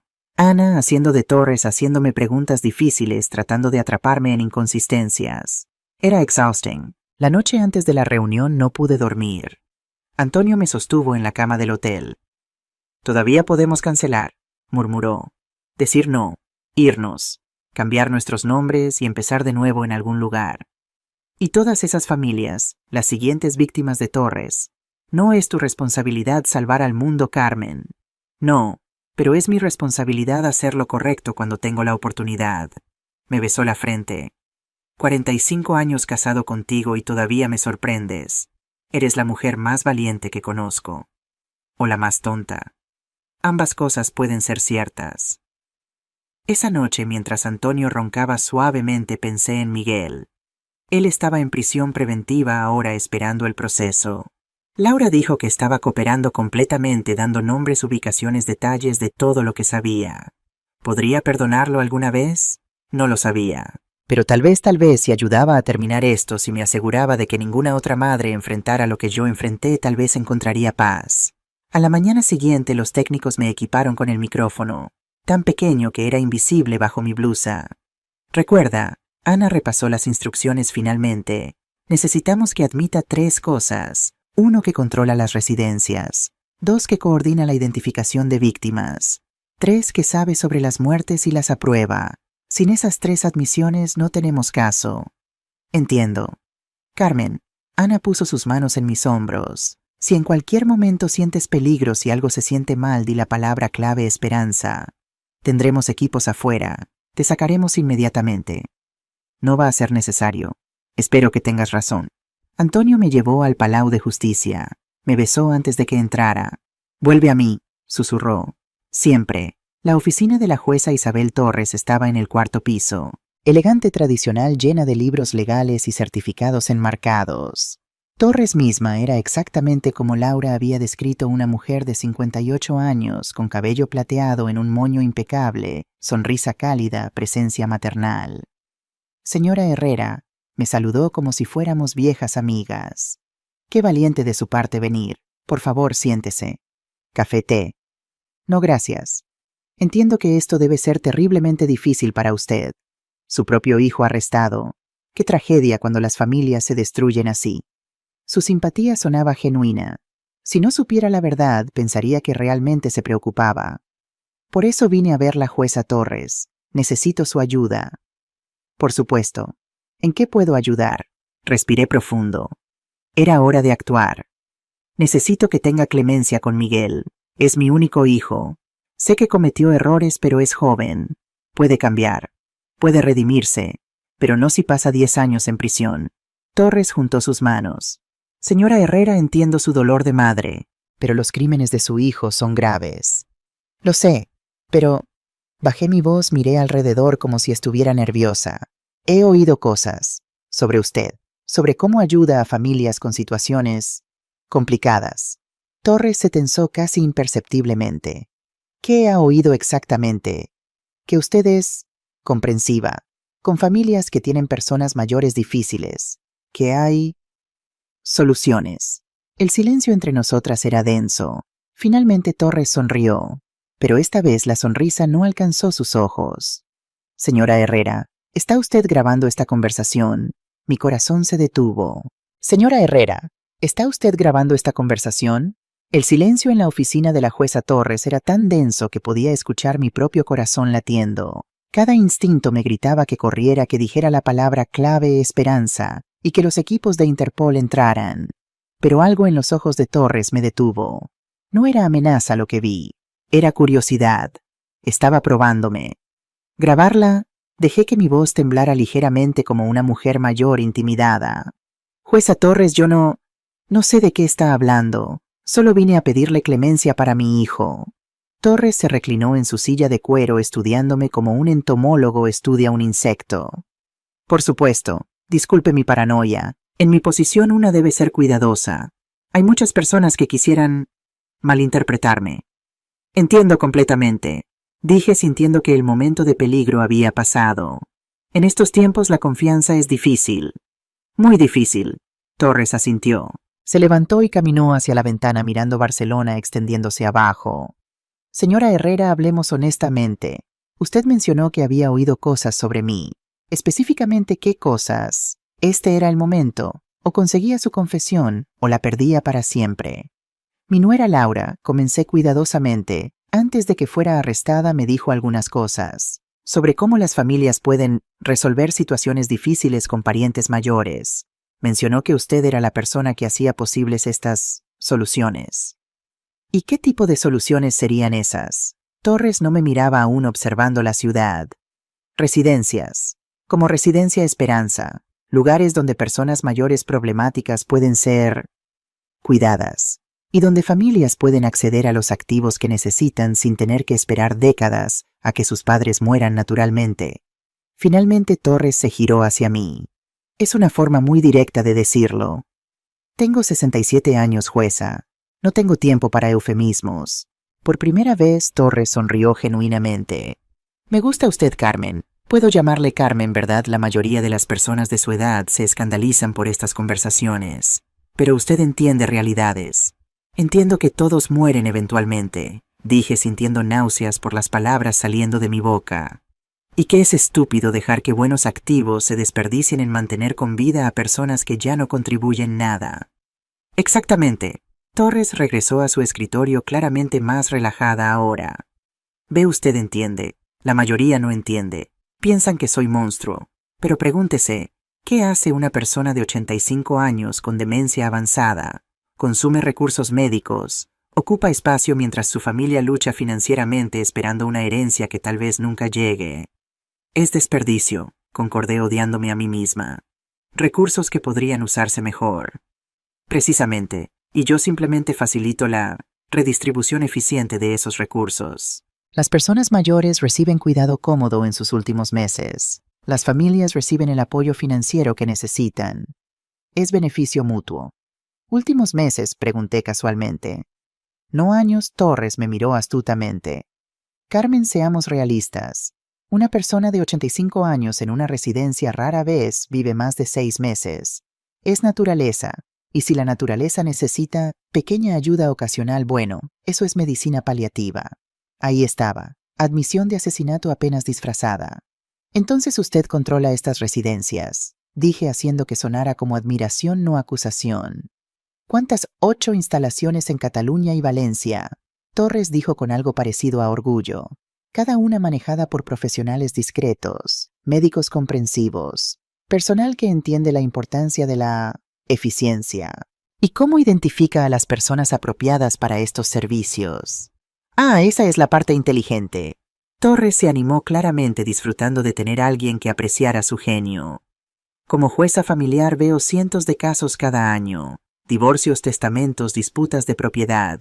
Aprendo quién tiene qué, quién está enfermo, quién tiene familias desesperadas por dinero. Y luego, hizo un gesto elegante con su mano, hago conexiones apropiadas. Como conectar a Laura con Miguel. Exactamente, su hijo necesitaba dinero, su esposo era problema para mi socio Salazar. Usted y Antonio tenían activos significativos. Era solución perfecta para todos. Bueno, Torres sonrió fríamente. Para todos excepto ustedes dos, supongo. Pero Miguel fue arrestado, señalé. El plan falló. Sí, desafortunadamente. Salazar se puso nervioso. Envió a esos sicarios idiotas demasiado pronto. Interpol estaba vigilando a Antonio aparentemente. Una lástima. Pero Torres se encogió de hombros. Hay otros Migueles, otras familias. La operación continúa. Continúa, pero Salazar fue arrestado. Salazar era empleado Carmen, gerencia media. Útil sí, pero reemplazable. La verdadera estructura de poder permanece intacta. Y esa estructura es... Torres me miró largamente. Pude ver su mente trabajando, calculando. Finalmente tomó una decisión. Carmen, voy a ser honesta con usted porque creo que podríamos ser útiles la una a la otra. Usted necesita que su hijo salga de prisión. Yo necesito, seguro, testigos que puedan testificar en mi favor si las cosas se ponen difíciles. Interesada, mi corazón latía salvajemente, pero mantuve mi rostro neutral. ¿Qué tendría que hacer? Simple. En el juicio de Miguel usted testifica que él fue víctima, manipulado por Laura, chantajeado por Salazar. Usted es madre desconsolada que perdona a su hijo. El juez lo ve, siente simpatía. Sentencia reducida. Tal vez 3 años fuera en 18 meses. Y en cambio, si alguna vez soy investigada, usted testifica que yo no sabía nada, que firmé órdenes en buena fe, que fui engañada por Salazar tanto como cualquier otra persona. Su credibilidad como víctima me protege. ¿Y si me niego? La sonrisa de Torres desapareció. Entonces su hijo cumple sentencia completa. 10 años. Y Carmen, accidentes ocurren en prisión. Personas con deudas, a casinos especialmente. Sería terrible si algo le pasara a Miguel. No, ahí estaba. Amenaza directa. Está amenazando a mi hijo, dije lentamente. Estoy señalando realidades. Miguel debe 280.000 a gente muy peligrosa, gente que trabajo con. Una palabra mía y esa deuda desaparece. Otra palabra y... Bueno, deudas se cobran de formas desagradables. Y si acepto su oferta, ¿cómo sé que cumplirá su palabra? Torres abrió un cajón de su escritorio. Por un segundo terrible pensé que iba a sacar un arma, pero solo sacó una carpeta. Porque somos iguales, Carmen. Ambas somos sobrevivientes. Ambas hacemos lo necesario para proteger lo que es nuestro. Usted protege a su hijo. Yo protejo mi imperio. Su imperio, las 8 residencias son solo el comienzo. Tengo intereses en compañías de construcción, bancos, inmobiliarias.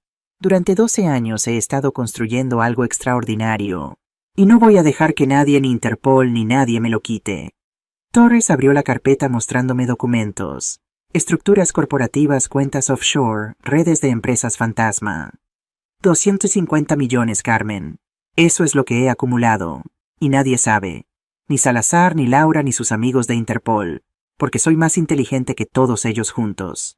Su arrogancia era asombrosa. Estaba confesando todo presumiendo de crímenes porque realmente creía que era intocable. Entonces, ¿qué dice? Torres cerró la carpeta.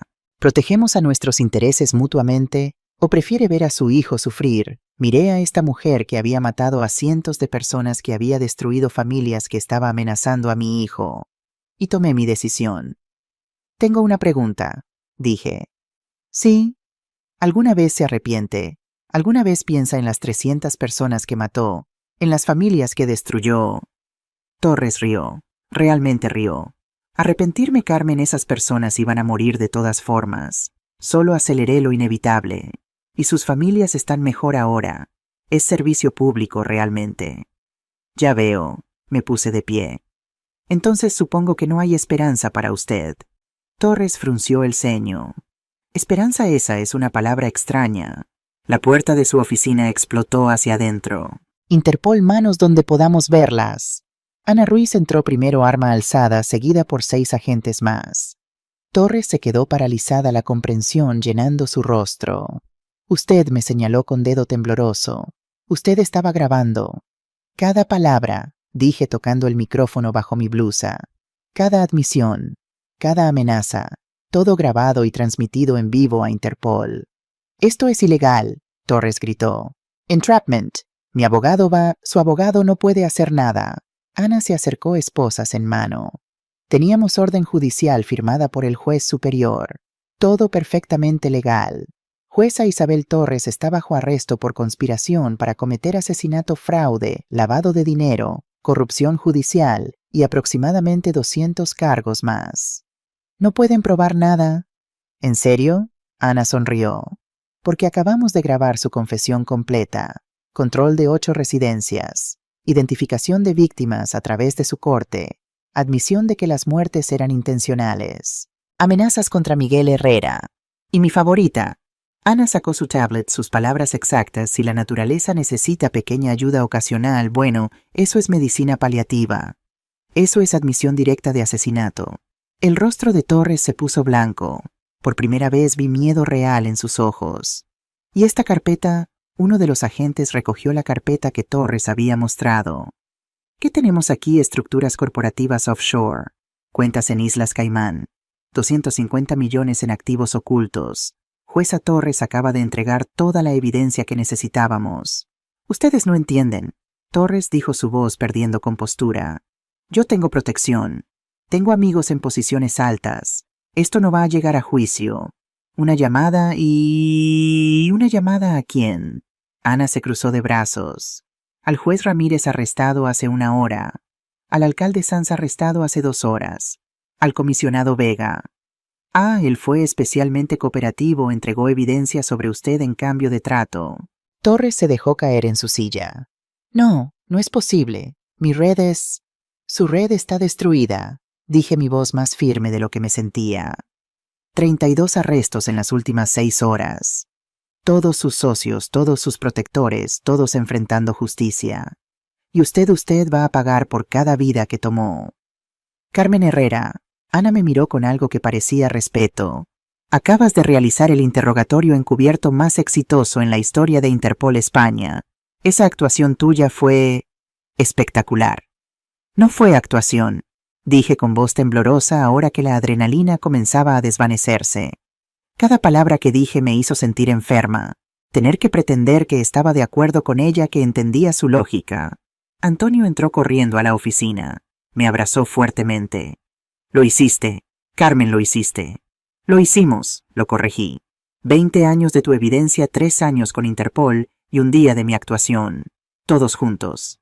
Mientras Torres era escoltada fuera esposada su fachada de dignidad judicial completamente destruida, me giré hacia Ana. Dijiste que habían 32 arrestos. ¿Quiénes son los demás? Ana consultó su tablet. 4 jueces adicionales en otras regiones. 8 directores de residencias. 12 médicos incluyendo Dr. Ochoa. 5 funcionarios bancarios. Rodrigo Salazar y 20 de sus asociados. Y, dudó, hay una situación que necesitamos discutir. ¿Qué situación, Laura Mendoza? Técnicamente ella cooperó con nosotros, pero también participó activamente en crímenes. Destruyó a Miguel deliberadamente. La fiscalía está dividida sobre si cumplir el trato de inmunidad. ¿Dónde está ahora?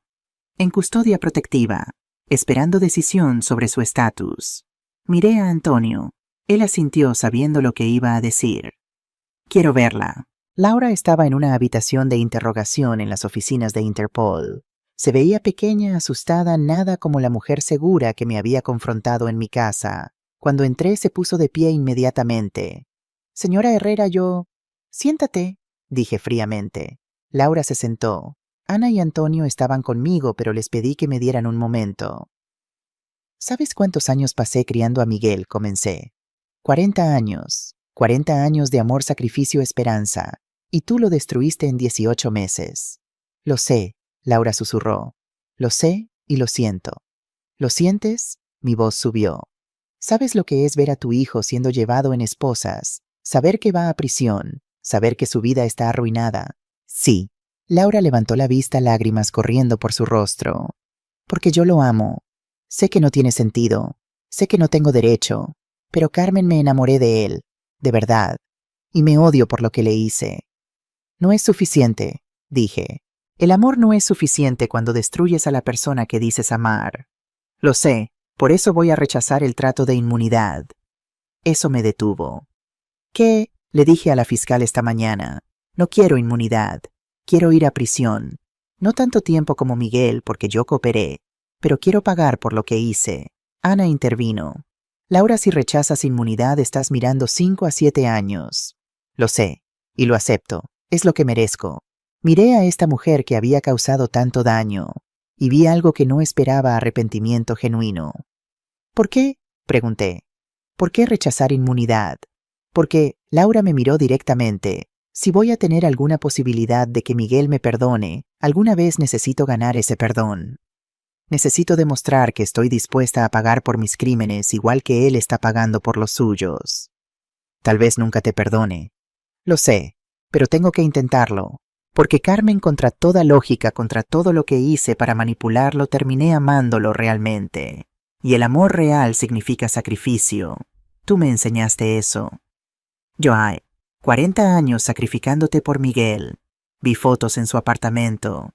Vi cartas que guardaba. Escuché cómo hablaba de ti. Y me di cuenta de lo que es el amor real. No manipulación. No agendas. Solo amor incondicional. Y quiero ser digna de eso. No sabía qué decir. Esta mujer que había sido mi enemiga, que había destruido a mi familia, estaba ofreciendo ir a prisión por amor. Ana, me giré hacia la inspectora. ¿Qué pasa si Laura rechaza inmunidad pero coopera completamente? Testifica contra todos, entrega toda evidencia. Entonces probablemente 3 a 5 años con posibilidad de libertad condicional en 2. ¿Y puede ver a Miguel después? Eso depende de Miguel. Si él quiere verla, sí. Miré a Laura una última vez. Escúchame bien. Voy a permitir que la fiscal haga ese trato. 3 a 5 años. Pero con una condición. Lo que sea.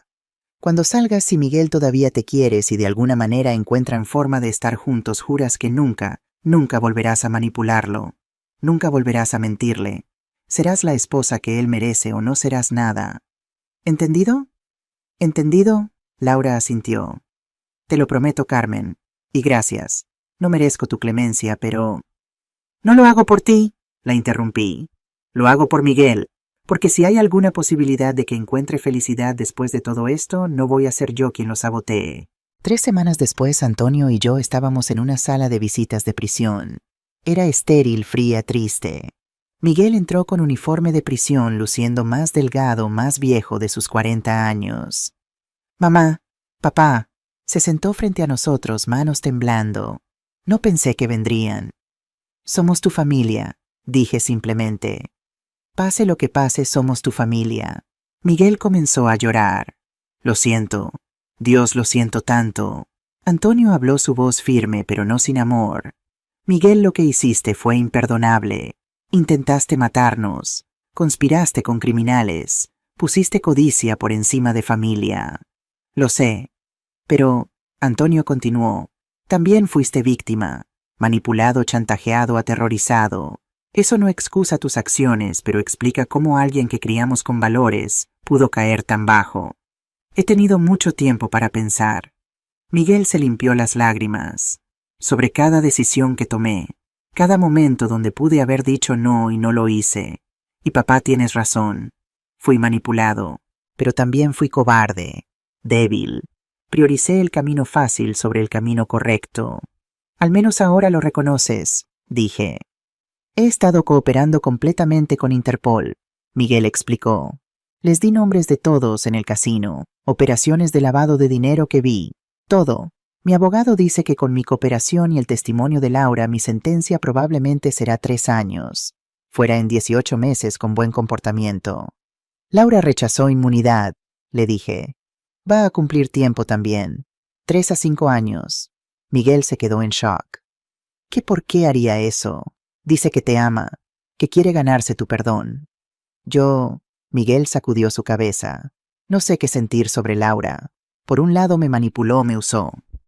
Por otro lado, cuando estaba en pánico, cuando pensé que todos iban a matarme, ella fue la única que me dijo la verdad, que tenía que cooperar, que era la única forma de salir con vida. ¿La amas? Antonio preguntó directamente. No lo sé. Pensé que sí. Ahora no sé qué fue real y qué fue actuación. Tal vez en un año, cuando ambos hayamos tenido tiempo de sanar, de cambiar, tal vez podamos averiguarlo. Eso es sabio, dije. Más sabio de lo que has sido últimamente. Miguel sonrió débilmente. La prisión te da mucha perspectiva. Hay un hombre aquí mayor cumpliendo tiempo por fraude. Fue contador. Me está ayudando a entender qué pasó con mis finanzas. Cómo me engancharon en el casino. Es como... Buscó palabras como terapia, pero más real. ¿Y qué vas a hacer cuando salgas? Antonio preguntó. Honestamente no lo sé. Probablemente no puedo volver a ventas. Mi reputación está destruida. Pero tal vez eso es bueno. Tal vez necesito empezar completamente nuevo. Algo honesto. Algo simple. Cuando salgas, dije cuidadosamente, vas a necesitar lugar donde vivir. Trabajo. Apoyo. No espero nada de ustedes, Miguel dijo rápidamente. Después de lo que hice, Miguel, lo interrumpí. Escúchame, lo que hiciste fue terrible. Y va a tomar años, tal vez décadas, para reconstruir confianza. Pero eres mi hijo. Y cuando salgas de aquí, si has demostrado cambio real, si has pagado tu deuda a la sociedad, entonces tendrás lugar en nuestra casa hasta que puedas sostenerte. ¿De verdad? Miguel miraba entre nosotros con incredulidad. De verdad, Antonio confirmó. Pero hay condiciones. No más apuestas. Nunca. Terapia regular. Trabajo honesto, no importa cuán humilde. Y total transparencia. No más secretos. No más mentiras. Lo prometo. Todo eso, lo juro. Y una cosa más, añadí. Cuando salgas vas a venir conmigo. ¿A dónde? A Residencia Esperanza y a las otras residencias. Vamos a hablar con las familias de las víctimas. Vas a mirarlas a los ojos. Vas a escuchar cómo la red destruyó sus vidas. Y vas a ayudarme con mi nuevo proyecto. ¿Qué proyecto? Sonreí por primera vez en esa visita. Ya lo verás. 6 meses después, yo estaba de pie en un escenario en un centro comunitario en Barcelona. Frente a mí, 200 personas mayores y sus familias. Detrás de mí, una pancarta grande, Fundación Esperanza Real, protegiendo a nuestros mayores. Buenos días, comencé, mi voz amplificada por el micrófono. Me llamo Carmen Herrera. Tengo 68 años. Y hace 6 meses mi propio hijo intentó encerrarme en un asilo para robarme mi casa. Murmullo en la audiencia, algunos con shock, otros asintiendo con reconocimiento. Pero descubrí algo importante. No estaba sola. Durante los últimos 10 años, 300 familias en Cataluña sufrieron lo mismo. Personas mayores manipuladas, robadas, asesinadas por una red criminal que se especializaba en abuso de ancianos. Pasé las siguientes 2 horas contando la historia completa. El casino, Laura, Miguel, Torres, las residencias, todo. La audiencia estaba cautivada. Hoy continué. Gracias al trabajo de mi esposo durante 20 años, la cooperación de Interpol y un poco de valentía de mi parte, esa red está destruida. 32 personas en prisión, las 8 residencias cerradas, 180 millones recuperados y siendo distribuidos a familias víctimas. Aplausos. Pero aquí está la verdad que necesitan saber: esto puede pasar a cualquiera. Las señales están ahí, pero las ignoramos porque no queremos creer que nuestra propia familia nos traicionaría. Desplegué una presentación de PowerPoint.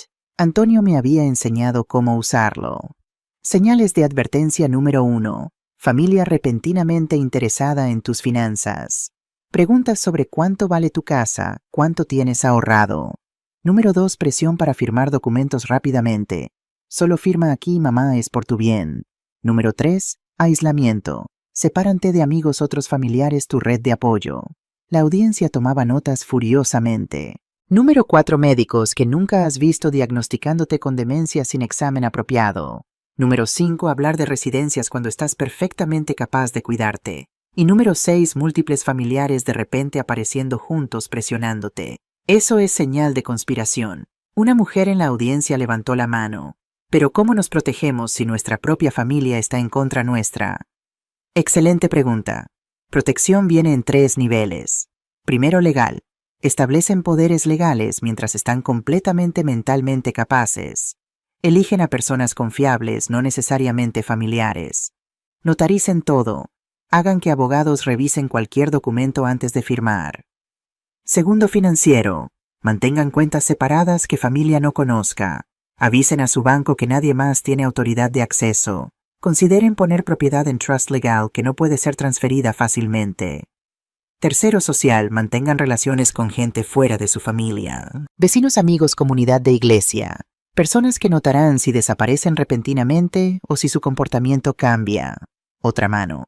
Y si ya firmamos papeles, si ya perdimos control, no están solos. Fundación Esperanza Real ofrece servicios gratuitos. Abogados que revisan documentos, detectives que investigan, contacto directo con Interpol si sospechan actividad criminal, y apoyo emocional de personas que han estado en su situación. Antonio se unió a mí en el escenario. Mi esposa es demasiado modesta para mencionar que ella personalmente ha ayudado a 50 familias en los últimos 6 meses. Ha expuesto 3 esquemas de fraude adicionales. Ha salvado vidas. No solo yo, lo corregí. Nuestro equipo, Ana Ruiz de Interpol es asesora. Tenemos voluntarios, trabajadores sociales, abogados pro bono. Y pronto, miré hacia la puerta donde Miguel acababa de entrar liberado 3 días antes por buen comportamiento. Vamos a tener a alguien más. Miguel se acercó nerviosamente. La audiencia murmuraba reconociéndolo de las noticias. Este es mi hijo Miguel, dije firmemente. Cumplió 18 meses en prisión por conspirar contra mi esposo y yo. Y ahora va a dedicar los próximos años a asegurarse de que ninguna otra familia sufra lo que nosotros sufrimos. Miguel tomó el micrófono con manos temblorosas. No merezco estar aquí. No merezco el perdón de mi madre. Pero estoy aquí para decirles: si yo pude caer en esta trampa, cualquiera puede. Y si mi madre puede perdonarme después de lo que hice, entonces hay esperanza para reconciliación en cualquier familia. La audiencia estaba en silencio. Fui débil, codicioso, estúpido, y casi destruyo las 2 mejores personas en mi vida. Pero mi madre me enseñó que las personas pueden cambiar, que errores pueden ser expiados, y que familia verdadera, familia no abandona incluso cuando sería más fácil hacerlo. Algunas personas en la audiencia estaban llorando ahora, así que si están en esa audiencia y están considerando traicionar a sus padres por dinero, les digo: no vale la pena. Ninguna cantidad de dinero vale la pena perder tu alma. Y si están en esa audiencia y son padres que han sido traicionados, les digo: el perdón es posible. Si hay arrepentimiento genuino, si hay cambio real, la familia puede sanar. Miguel me devolvió el micrófono. Nos abrazamos en el escenario. La audiencia estalló en aplausos. Después de la presentación, docenas de personas se acercaron con sus historias.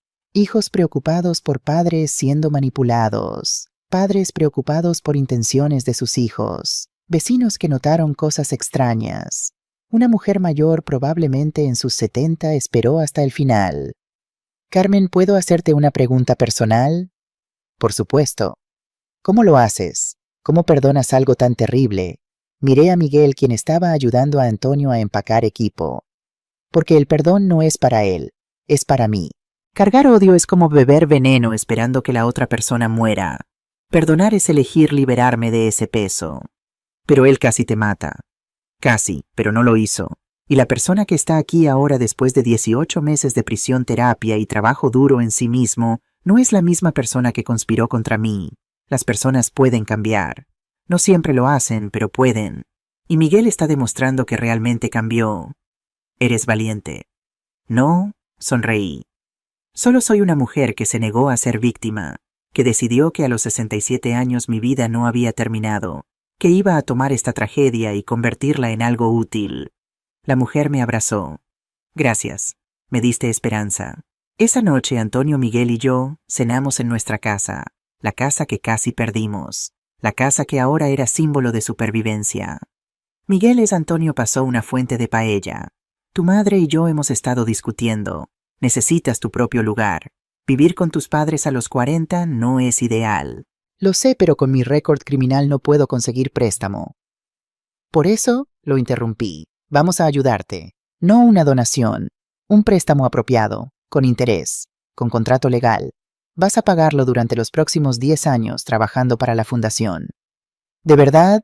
Miguel miraba entre nosotros. ¿De verdad? Antonio asintió. Pero hay algo más. Laura sale en 3 meses. ¿Has decidido qué vas a hacer sobre ella? Miguel puso su tenedor. He estado visitándola. Cada 2 semanas. Al principio estaba tan enojado. Pero ella está diferente también. Real. Sin máscaras. Y mamá, papá, creo que todavía la amo. Entonces cuando salga, dije, tráela a cenar. No prometo que seré cariñosa inmediatamente, pero le daré oportunidad. Una oportunidad. Si vuelve a manipularte, si vuelve a mentir, se acabó. Pero si está genuinamente cambiada... Gracias, Miguel susurró. No merecen ser tan buenos conmigo. Probablemente no, Antonio dijo con pequeña sonrisa. Pero eso es lo que hace familia. Ser buenos incluso cuando no es merecido. Dentro de razón. Esa noche, después de que Miguel se fue a su cuarto, Antonio y yo nos sentamos en nuestro balcón mirando Barcelona brillar en la noche. ¿Crees que hicimos lo correcto? Antonio preguntó. ¿Perdonándolo? No lo sé, admití. Pero sé que la alternativa a cortarlo de nuestras vidas para siempre habría matado algo en mí. Así que elegí creer en posibilidad de redención. Elegí esperanza sobre amargura. 45 años casado contigo. Antonio tomó mi mano, y todavía me sorprendes. Después de todo lo que pasó, después de todos mis secretos, después de la traición de Miguel, todavía encuentras forma de elegir amor. No siempre es fácil, dije honestamente.